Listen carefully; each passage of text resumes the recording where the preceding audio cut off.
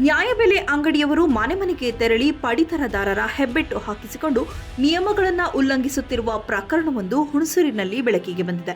ಹುಣಸೂರು ತಾಲೂಕಿನ ಶಾನಬೋಗನಹಳ್ಳಿಯ ನ್ಯಾಯಬೆಲೆ ಅಂಗಡಿ ಸಿಬ್ಬಂದಿ ಪ್ರಶಾಂತ್ ಇಂತಹ ವ್ಯವಸ್ಥೆ ಮಾಡಿಕೊಂಡು ಸರ್ಕಾರದ ಕಣ್ಣಿಗೆ ಮಣ್ಣೆರಚುತ್ತಿದ್ದಾರೆ ಎಂಬ ಆರೋಪ ಕೇಳಿಬಂದಿದೆ. ಪಡಿತರ ದುರುಪಯೋಗ ಆಗಬಾರದು, ಅರ್ಹ ಫಲಾನುಭವಿಗಳಿಗೆ ತಲುಪಬೇಕೆಂಬ ನಿಯಮಗಳ ಹಿನ್ನೆಲೆಯಲ್ಲಿ ಸರ್ಕಾರ ಹೆಬ್ಬೆಟ್ಟು ಹಾಕಿಸಿಕೊಳ್ಳುವ ವ್ಯವಸ್ಥೆಯನ್ನ ಜಾರಿ ಮಾಡಿದೆ. ಪಡಿತರದಾರ ನ್ಯಾಯಬೆಲೆ ಅಂಗಡಿಗೆ ಬಂದು ಹೆಬ್ಬೆಟ್ಟು ಹಾಕಿ ಪದಾರ್ಥಗಳನ್ನು ತೆಗೆದುಕೊಳ್ಳಬೇಕೆಂಬ ಕಾರಣದಿಂದ ಇಂತಹ ನಿಯಮ ಜಾರಿ ಮಾಡಲಾಗಿದೆ. ಆದರೆ ಹುಣಸೂರು ತಾಲೂಕಿನ ಶಾನಬೋಗನಹಳ್ಳಿಯಲ್ಲಿರುವ ನ್ಯಾಯಬೆಲೆ ಅಂಗಡಿಯವರು ಗ್ರಾಮಗಳಿಗೆ ತೆರಳಿ ಅರಳಿ ಮರದ ಕಟ್ಟೆಯಲ್ಲಿ ಕುಳಿತು ಪಡಿತರದಾರರನ್ನ ಕರೆಸಿ ಹೆಬ್ಬೆಟ್ಟು ಹಾಕಿಸಿಕೊಳ್ಳುತ್ತಿದ್ದಾರೆ.